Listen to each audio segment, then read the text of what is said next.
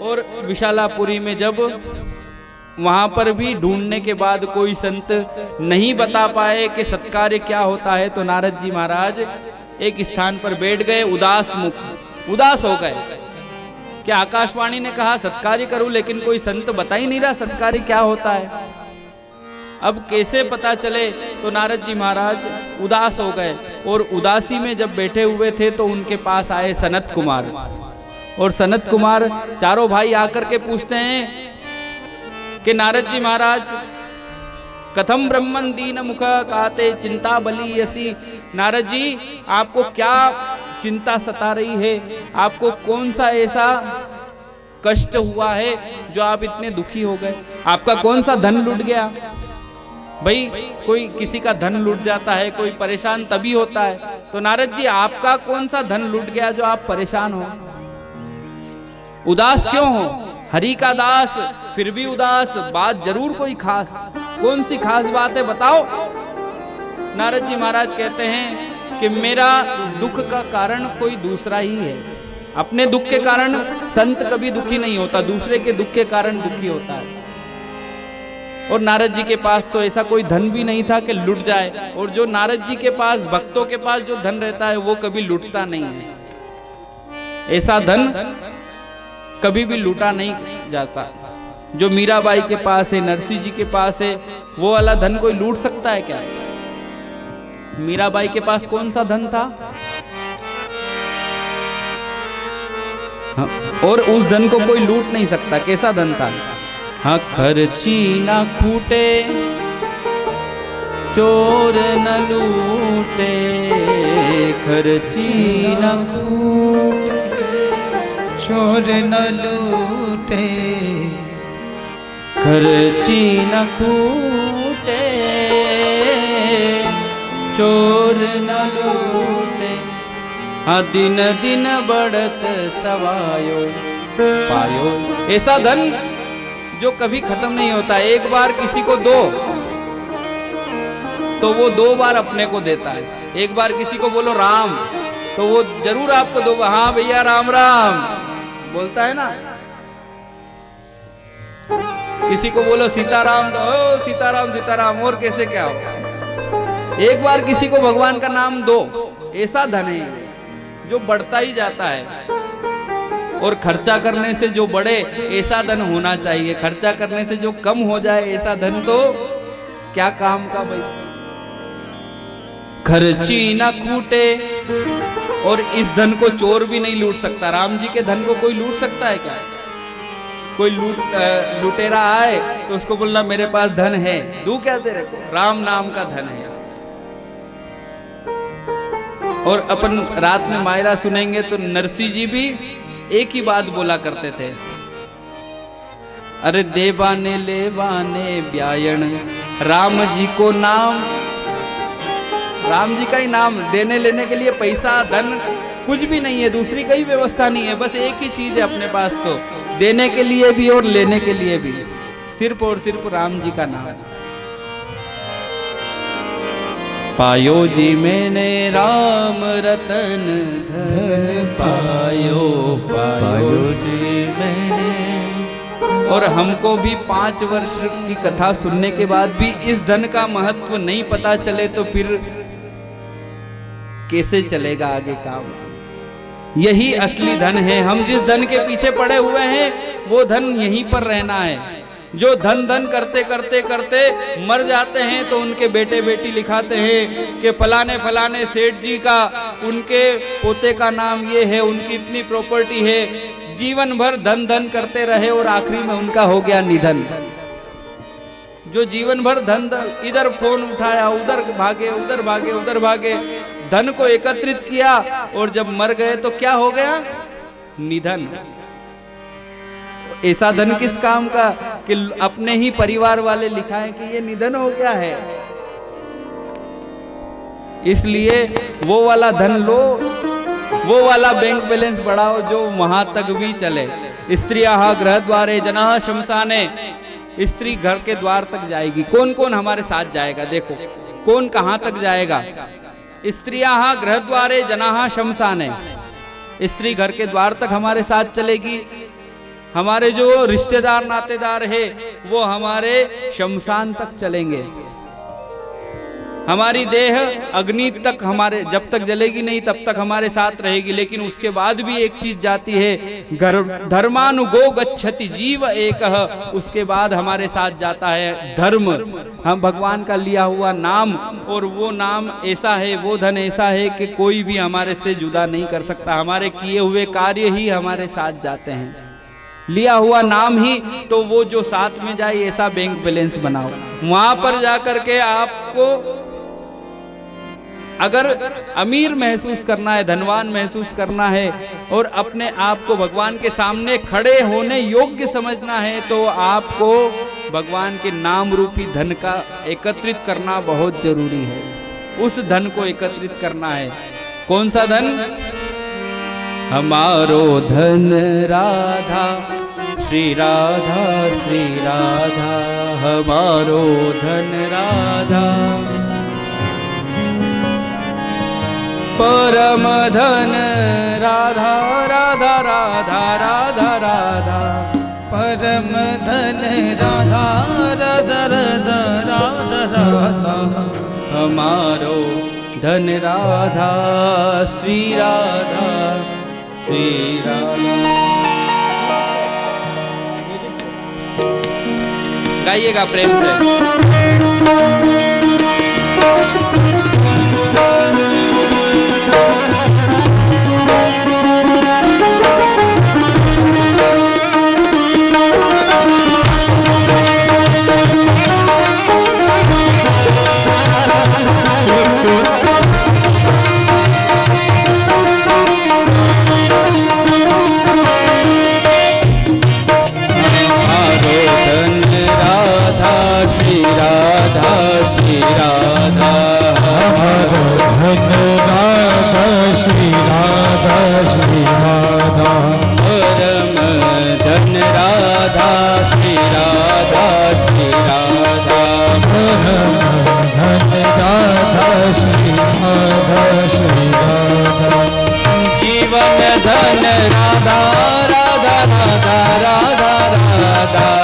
जीवन धन राधा राधा राधा राधा राधा, हमारो धन राधा श्री राधा श्री राधा, हमारो धन राधा श्री राधा श्री राधा, हमारो धन राधा श्री राधा श्री राधा, हमारो धन राधा श्री राधा श्री राधा, हमारो धन राधा श्री राधा श्री राधा।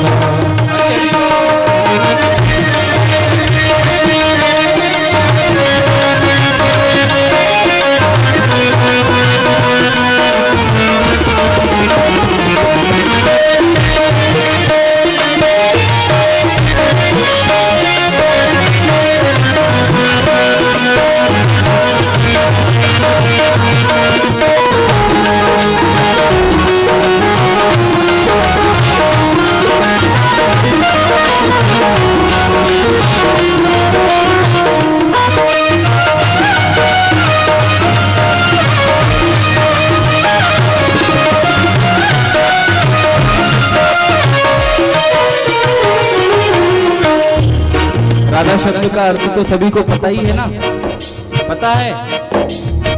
चलो बताओ राधा शब्द का अर्थ क्या होता है? श्री राधे बोलो मेरे साथ, 3 बार बोलोगे तो राधा रानी कृपा कर देगी।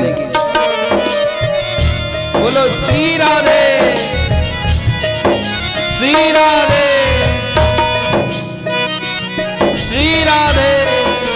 पता चला जो हमको राह प्रदान करती है ऐसी राधा रानी को जब हम कहीं अटक जाएं तो उसका नाम लेने से परमात्मा कृष्ण भी राधा रानी का स्मरण करते हैं, उनकी भी आराध्या है। तो ऐसी राधा रानी को हम सभी लोग प्रणाम करते हैं और वही सबसे बड़ा धन है।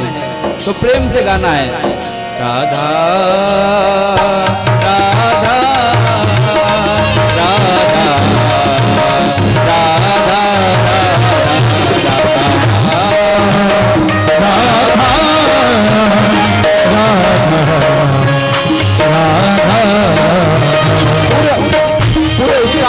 जाओ, आनंद आएगा। और कहा जाता है ना, राधे राधे रटो चले आएंगे, तो राधा राधा बोलो, वो भी फायदा है। राधा हमारे जीवन की व्याधा को दूर करती, जितनी भी व्याधि है, जितनी भी बीमारी है, वो दूर हो जाएगी। तो प्रेम से पूरे मन से पूरी शक्ति लगा करके बोलना है, सभी को बोलना है ना, राधा राधा राधा राधा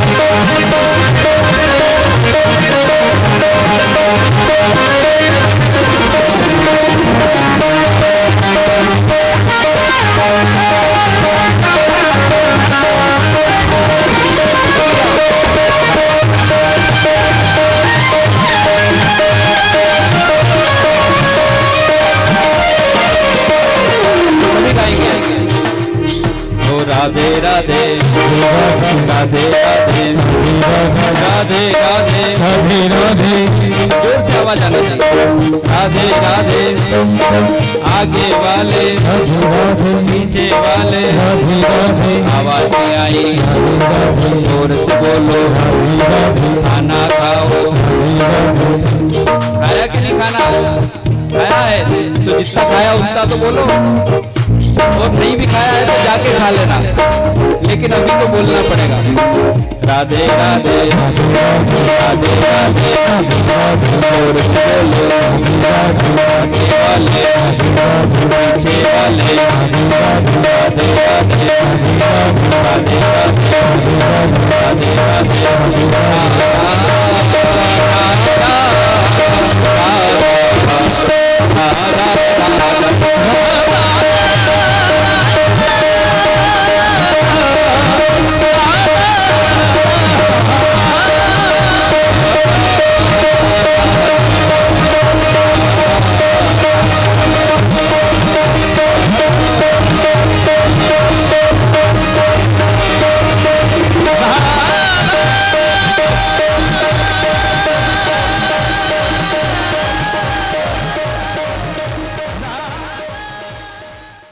तो हमको भी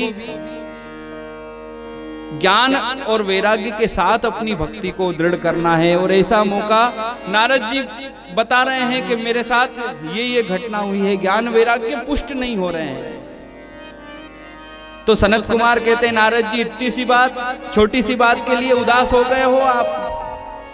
अभी ज्ञान और वैराग्य को पुष्ट करना है ना, तो हम आपको भागवत की कथा सुनाते हैं, आपके ज्ञान वैराग्य पुष्ट हो जाएंगे। अब नारद जी महाराज बोलते हैं कि देखो ये भागवत आई कहां से?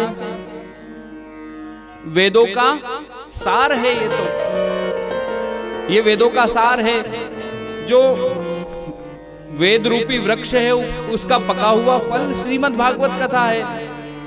तो सनत कुमार जी, आप कहते हो कि भागवत को पीने से सत्कार्य हो जाएगा, ज्ञान वैराग्य पुष्ट हो जाएंगे, तो मैंने तो वेदों को पढ़ा है, तो वेद से क्यों नहीं हुए?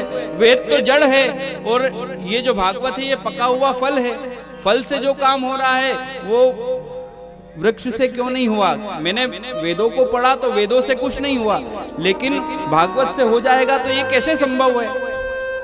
तो नारद जी महाराज से कहते हैं सनत कुमार, अरे नारद जी आप एक उदाहरण से समझो, अगर आपको दूध को मीठा करना है तो दूध को मीठा करने के लिए क्या डालोगे दूध में?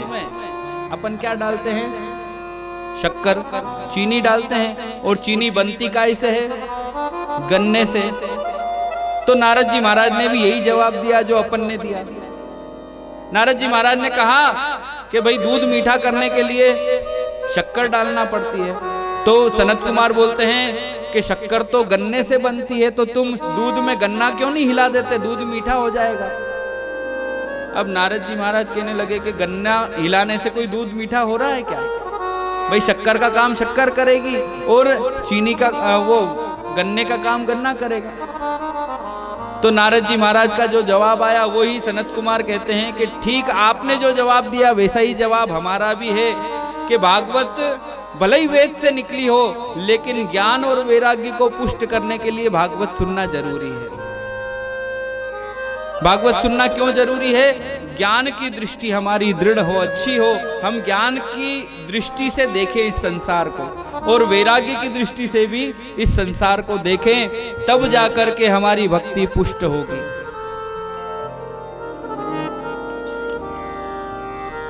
नारद जी महाराज ने कहा कि ठीक है सनत कुमार, आप कहते हैं तो आप ज्ञान वैराग्य को पुष्ट करने के लिए भागवत कथा सुना दो। तो नारद जी 7 दिन तक सुनना पड़ेगी। नारद जी ने बोला जो आज्ञा, आप जैसा बोलो वैसा सुनाएंगे। तो नारद जी, बद्रीनाथ में तो बहुत ठंड है, थोड़े नीचे चलते हैं अपन।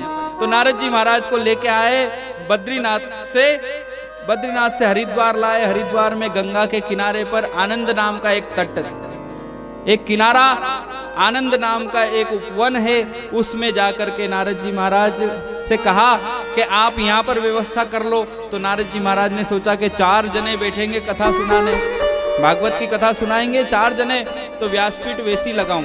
तो नारद जी ने बालू ली, गंगा जी की बालू रेत निकाली और 4 जनों का बेचने का व्यासपीठ के 4 जने कथा सुनाई, ऐसी जगह बना देता हूं। तो 4 जने विराजमान हुए ऊपर आसन पर, यजमान के रूप में विराजमान हुए नारद जी।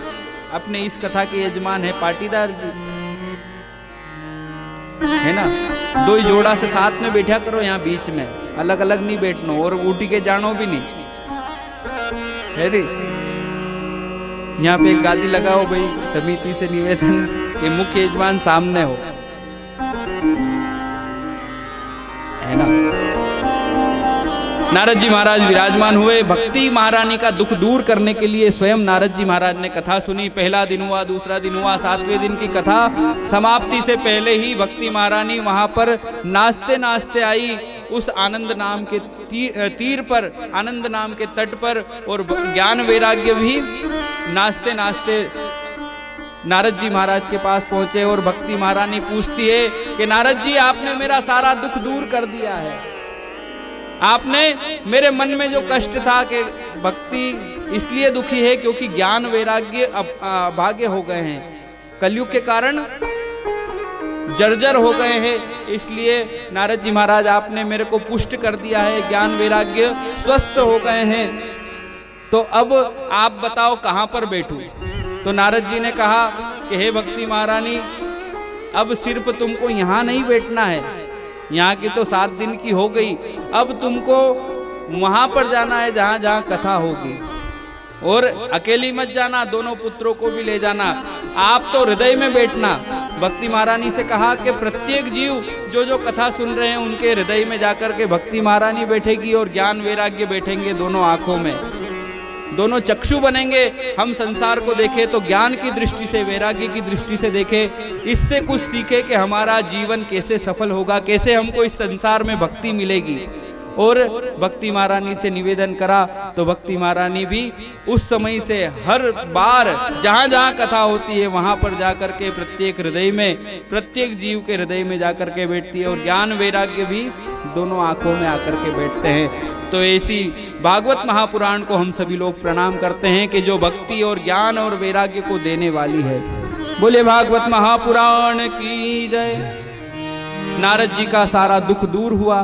भक्ति महारानी हष्ट पुष्ट दोनों पुत्रों के साथ अब हर कथा में जाने लगी। सूत जी महाराज कहते हैं कि देखो, ऐसे नारद जी महाराज ने 7 दिन तक कथा सुनी।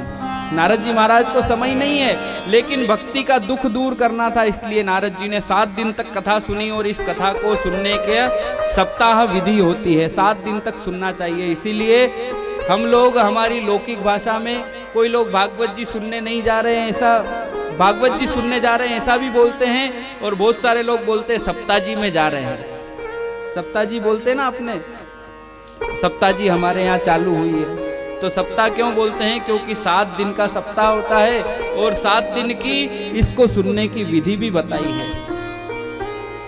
तो एक नाम हमने भी रखा हुआ है, अपन ने सबने, सप्ताह जी। तो ऐसी सप्ताह महारानी को हम सभी लोग प्रणाम करते हैं।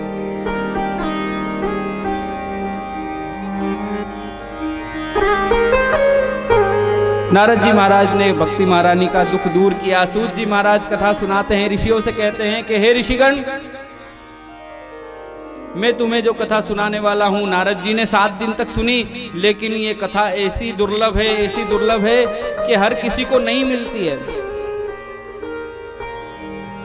अब आप लोग सोच रहे होंगे कि महाराज आजकल तो टीवी का जमाना है, मोबाइल का जमाना है, भले ही उसको मिले या नहीं मिले वो खुद ही ले लेता है फोन से, है?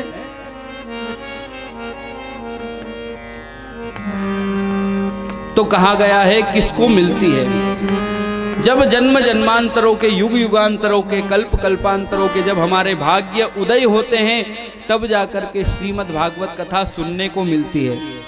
जन्म जन्मांतर, सिर्फ इसी जन्म का पुण्य नहीं, हमारे पिछले जितने भी जन्म हैं उनके सभी पुण्य एकत्रित हुए हैं, तब जाकर के हमको श्रीमद् भागवत कथा मिली है। और इस कथा को सुनने के लिए हमको पूर्ण निष्ठा, अपना मन निर्मल करके इस कथा को सुनना है, वही कथा कल्याणदायी होती है। तो नारद जी, सूत जी महाराज कहते हैं, ऋषियों, ये साधारण नहीं है, देवताओं के लिए भी दुर्लभ है। देवाना मपि दुर्लभ, देवताओं के लिए भी दुर्लभ है, लेकिन यह कथा मनुष्यों के लिए सुलभ हो गई है। प्रायः अपन देखते हैं कि आज कथा वहाँ हो रही, आज वहाँ हो रही, नी भी हो रही तो मोबाइल में हो रही, फोन में हो रही, अपने टीवी में तो हो ही रही है। जब खोलो संस्कार, जब खोलो आस्था, तब दिखती है कोई न कोई कथा। तो भगवान नाम का बड़ा ही प्रचार, लेकिन यह कथा दुर्लभ है और देवताओं को भी नहीं सुनाई गई। अब 88,000 ऋषि पूछते हैं, ऐसा क्या हुआ कि मनुष्यों को तो सुनाई और देवताओं को नहीं सुनाई? तब सूत जी महाराज कहते हैं कि एक बार शुकदेव मुनि कथा सुना रहे थे राजा परीक्षित को। राजा परीक्षित को मृत्यु का भय था, 7 दिन में मरने वाले थे राजा परीक्षित। तो मरने वाले थे तो उन्होंने कथा सुनना स्वीकार किया शुकदेव मुनि के द्वारा। कथा सुनने बैठे ही थे तो अचानक देवता आ गए। जितने भी देवता थे, इंद्र, यम, वरुण, कुबेर, यक्ष, गंधर्व, जितने भी है, समस्त देवता इस धरती पर आए अमृत का कलश लेकर। और अमृत कलश लेकर के पहुंचे और कहा कि हे सूत जी महाराज, आप राजा परीक्षित को जो कथा सुना रहे हो वो कथा हमको सुना दो, और बदले में आप में हमारा यह स्वर्ग का अमृत ले लो। राजा परीक्षित मरने वाला है, उसको जीना है तो अमृत पिला दो और बदले में हमको कथा सुना दो। अब शुकदेव मुनि सोचने लगे कि ये स्वर्ग का अमृत बड़ा ही अमूल्य चीज है। भाई अमृत किसी को मिल जाए तो कुछ भी देने को तैयार है। भाई घर बार बेच के भी किसी को अमृत मिल जाए तो वो तो पहले अमृत लेगा, है ना। तो देवता स्वयं आए हैं और शुकदेव मुनि से कह रहे हैं कि ये अमृत ले लो और आपकी कथा दे दो। तो शुकदेव मुनि ने कहा कि पहले मैं विचार करूंगा, फिर आगे की बात करेंगे। पहले विचार कर लेने दो भाई, कौन सी चीज ज्यादा महंगी है। क्या पता आपको मैं कथा दे दूं और अमृत लेकर के मैं ठगा नहीं जाऊं, इसलिए पहले विचार करने दो। अब शुकदेव मुनि क्या करते हैं, आकलन कर रहे हैं। देवताओं से कहा कि देखो तुम्हारा स्वर्ग का अमृत क्या करता है, जो भी इस अमृत को पिएगा वो स्वर्ग में रहेगा, अमरता को प्राप्त हो जाएगा, लेकिन जब तक इसका पुण्य शरीर में है तब तक ही। अमर रहेगा। क्षीणे पुण्य मृत्यु लोके गमिष्यति। अमृत का ये नियम है कि जब तक इसका पुण्य, जब तक इसका रस हमारे शरीर में है, तब तक तो ये मरने नहीं देता। अमरता को, स्वर्ग में हमको निवास रखता है और अमरता को देता है। लेकिन जब इसका पुण्य क्षीण हो जाता है पापाचार वाली बुद्धि से, तो अमृत का असर खत्म हुआ और मृत्यु लोक में पुनः जीव धरती पर आ जाता है। तो देवताओं से कहा कि देखो आपका अमृत कैसा है कि व्यक्ति को ऊपर से नीचे भेज देता है। भाई जितने दिन उसका असर है तब तक तो ऊपर रहेगा, असर खत्म, व्यक्ति नीचे। लेकिन हमारी भागवत, हमारी कथा का अमृत ऐसा है कि व्यक्ति सुनता यहाँ है और जाता ऊपर है। ये ऊपर की तरफ ले जाता है और आपका अमृत नीचे की तरफ भेजता है। इसलिए बराबरी नहीं है तुम्हारे अमृत की और हमारे कथा अमृत की। अब दूसरी बात करते हैं। हमारा ये जो भागवत रूपी अमृत है ये तो नीलमणि का टुकड़ा है और आपका जो अमृत है ये कांच का टुकड़ा है। इसलिए यहाँ पर भी बराबरी नहीं हो रही है। आप अभक्त हो, आपको मैं भक्त नहीं मानता हूँ, इसलिए मैं आपको भागवत नहीं सुनाऊंगा। यदि आप प्रेम से आकर के कहते कि हमको भागवत सुना दो तो मैं आपको जरूर सुनाता। लेकिन आप तो यहाँ पर आकर के कहते हो कि ये अमृत ले लो और हमको कथा सुना दो।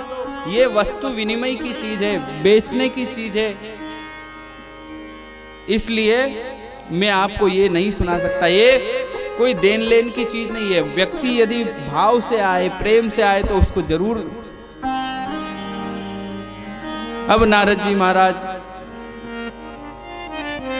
विचार करते हैं और उसी समय सारे देवता गए और देवता जाकर के ब्रह्मा जी के पास पहुंचे और ब्रह्मा जी से कहा कि ब्रह्मा जी आप बताओ कि हम देवताओं को भागवत नहीं सुनाई और वहां पे धरती पे देखो राजा परीक्षित को सुनाई जा रही है, तो ऐसा क्या है इस भागवत में। तो ब्रह्मा जी सत्यलोके तुलाम बद्ध्वा, सत्यलोक में भगवान ब्रह्मा जी ने तराजू बांधी। तराजू पर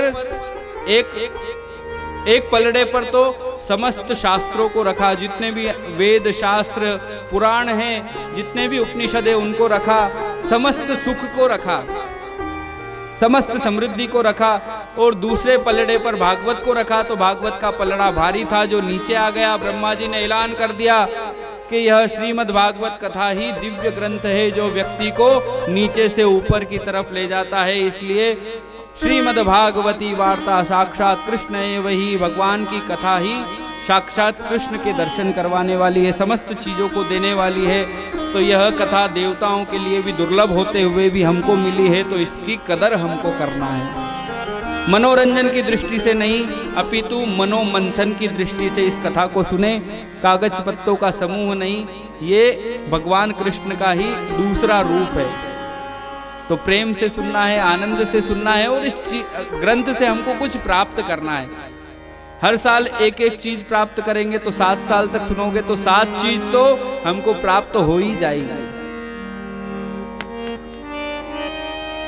ज्ञान वैराग्य का कष्ट दूर हुआ। सनकादि ऋषियों द्वारा नारद जी महाराज को कथा सुनाई गई, भक्ति महारानी का दुख दूर हुआ। इसके बाद कथा प्रसंग आगे बढ़ा। सुखदेव जी, सूत जी महाराज ऋषियों से कहते हैं कि हे ऋषिगण, ये श्रीमद् भागवती का कथा जो है बड़ी ही अलौकिक है।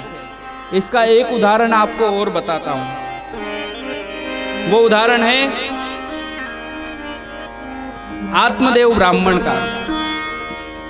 ये मानवाह पाप कृतस्तु सर्वदा सदा दुराचार रता विमार्गगा क्रोधाग्नि दद्दा कुटिलाश्च कामिनः सप्ताह यज्ञेन कलौ पुनन्ति ते। श्रीमद् भागवत कथा के और भी जो गुण है वो आपको बताता हूं कि भागवत कथा जो मनुष्य पूरे जीवन भर पापाचार दुराचार करता करता यदि मर भी गया हो, उसके निमित्त भी श्रीमद् भागवत कथा हो तो यह कथा उसका भी कल्याण करती है। अब नारद सूत जी महाराज से पूछा ऋषियों ने कि महाराज ये कैसी बात हुई कि बीमारी तो यहाँ पे धरती पे हो रही है, बीमारी और कहीं और दवाई और कहीं, फिर व्यक्ति कैसे ठीक हो जाता। तो सूत जी महाराज कहते हैं कि ऋषियों, मैं तुमको वही बताना चाह रहा हूं और उदाहरण के साथ बताऊंगा। आत्मदेव ब्राह्मण उसका साक्षात उदाहरण है। आत्मदेव ब्राह्मण की कथा सुनाते हैं और कहते हैं कि यह आत्मदेव उत्तम नगर में रहता था। हर चीज की संपन्नता है, धन की कोई कमी नहीं, और पांडित्य कर्म करते हुए सारी व्यवस्थाएं भी अपने घर पर, धन इत्यादि की सारी व्यवस्थाएं हैं। आत्मदेव ब्राह्मण सभी चीज से संतुष्ट, पूजा पाठ करते, तीनों समय की संध्या बंदन करते, भगवान को खूब रिझाते, और यजमानों के यहाँ पर भी जाते तो जिस कामना से जो अनुष्ठान किया उसकी पूर्ति भी होती। लेकिन सभी चीजें होते हुए उनके घर में, स्वयं के घर में संतान उत्पत्ति नहीं हो रही थी।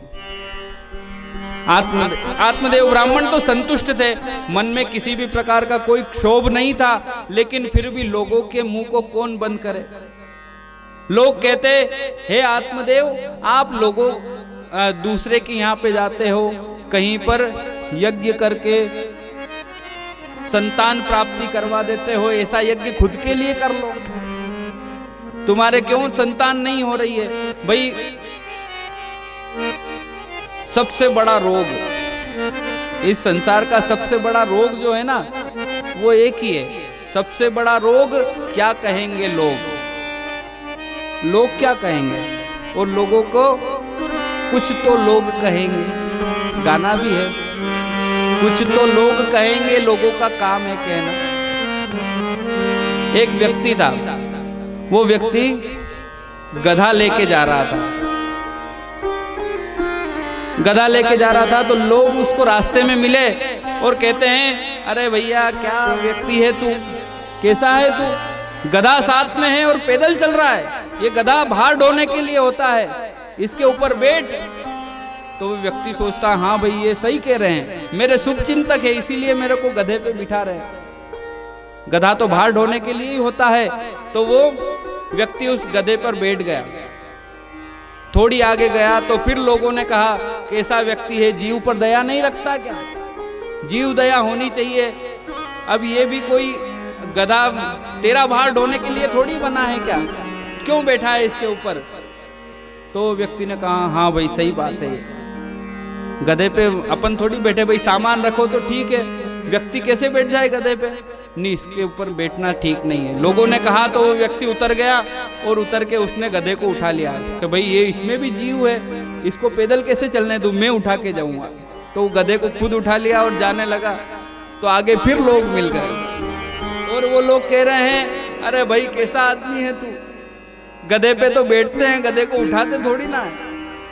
तो लोग तो, आप कुछ भी करोगे लोग कहेंगे, समझने वाली बात ये है, कुछ तो लोग कहेंगे वो तो, आप अच्छा करोगे तो भी कहेंगे, बुरा कहोगे तो भी करेंगे, और कुछ नहीं बोलोगे तो ये तो कुछ नहीं बोलता, चुपचाप रहता है। अच्छा बोल जाए, अच्छा बोल रहा है, बुरा कह दो तो लो बुरा कह रहा है, ऐसा ही होता है ना। कुछ तो लोग कहेंगे, और यही काम आत्मदेव के कानों में भी, यही बात आत्मदेव के कान में भी जा रही है। आत्मदेव सोचता है कि भाई मेरे को किसी भी चीज की चिंता नहीं है, मेरे संतान नहीं हो रही, परमात्मा ने जो मेरे को दिया है मेरे लिए पर्याप्त है। परमात्मा को यदि पुत्र देना होगा तो वो दे देगा, मैं दुखी नहीं हूं। लेकिन लोग मेरे को आके ताना मारते हैं कि संतान नहीं हो रही है, खुद अनुष्ठान कर लो, पूजा पाठ कर लो, संतान हो जाएगी। मेरे को परमात्मा देना होगा तो यूं ही दे देगा। और सही बात तो मेरे साथ भी हो रही है कि देखो, परमात्मा को देना रहता तो हर साल इस कथा के बाद में कुछ न कुछ देते हैं। तो मैं बात कर रहा था भैया से कि पहले साल कथा करी तो मेरी शादी हो गई, हाँ सच्ची, और दूसरी बार कथा करी तो मेरी कन्या हो गई, तीसरी बार कथा करी तो मेरा घर बन गया, चौथी बार कथा करी पुत्र हो गया और गाड़ी भी आ गई। तो हर बार कुछ न कुछ मिलता है भाई, ये देने वाला वो है अपन। और ये अनुभव आप लोग, मैंने तो अनुभव किया इसलिए बताया। अनुभव व्यक्ति सभी लोगों के जीवन में होता है, लेकिन कोई समझ पाता, कोई नहीं समझ पाता है, लेकिन करता सब कुछ वो है। इसमें अपनी कुछ भी महानता नहीं है। अपन अपने आप को महान समझे वो हमारी मूर्खता है। करने वाला, कराने वाला सब कुछ वो है परमात्मा। ऊपर बैठा बैठा वही अब अपने जैसी कठपुतलियों को चला रहा है। कब किसको क्या चीज देना है उसको सब पता है। हो करते हो तुम कन्हैया, हो मेरा नाम हो। अब ऐसा भी नहीं कि मैं कथा इसलिए करूं कि कुछ न कुछ मिले, सब कुछ दे दिया तो अब सांत्वना भी रखनी के हे परमात्मा, अब मैं तो इंतजार ही करता रहता हूं कि कब यहाँ की कथा हो। ऐसा भी नहीं होना है, फिर वो प्रेम नहीं, वो मजदूरी हो जाती है। भाई कुछ देंगे कुछ करेंगे तो वो अपने को देगा, मजदूरी हो गई ना। ये तो मजदूरी नहीं, मजबूरी भी नहीं, सिर्फ और सिर्फ भगवान से प्रेम, और उस प्रेम में जो मजा है वो किसी में भी नहीं है। और वो प्रेम से यदि हम उस परमात्मा को याद करेंगे तो वो अपना नाम अपने आप ही कर देगा। हो करते हो तुम कन्हैया,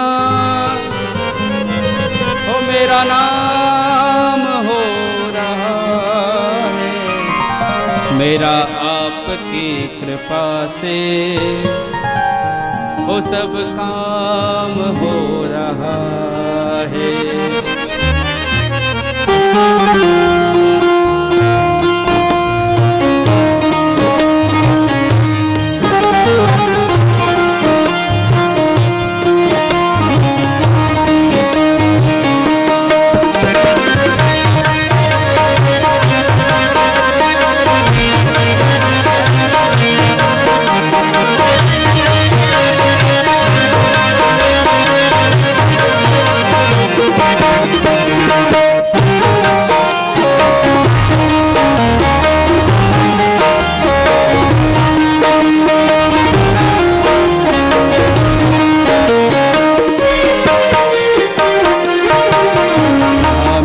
आपकी कृपा से सब काम हो रहा है, आपकी कृपा से सब काम हो रहा है, मेरा आपकी कृपा से सब काम हो रहा है, मेरा आपकी कृपा से सब काम हो रहा है। करते हो तुम कन्हैया, मेरा नाम हो रहा, करते हो तुम कन्हैया, मेरा नाम हो रहा है, करते हो तुम कन्हैया, मेरा नाम हो रहा है, करते हो तुम कन्हैया, मेरा नाम हो रहा है, मेरा आपकी कृपा से सब काम हो रहा, मेरा आपकी कृपा से सब काम हो रहा।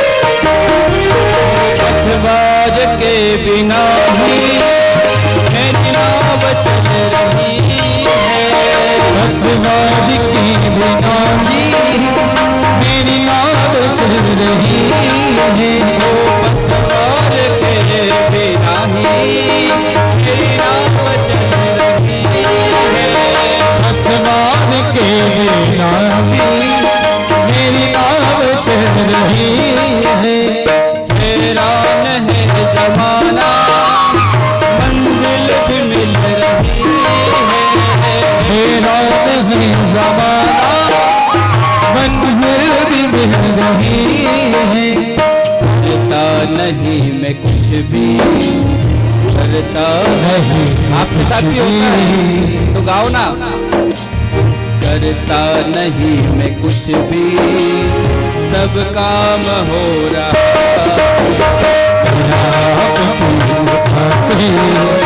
सब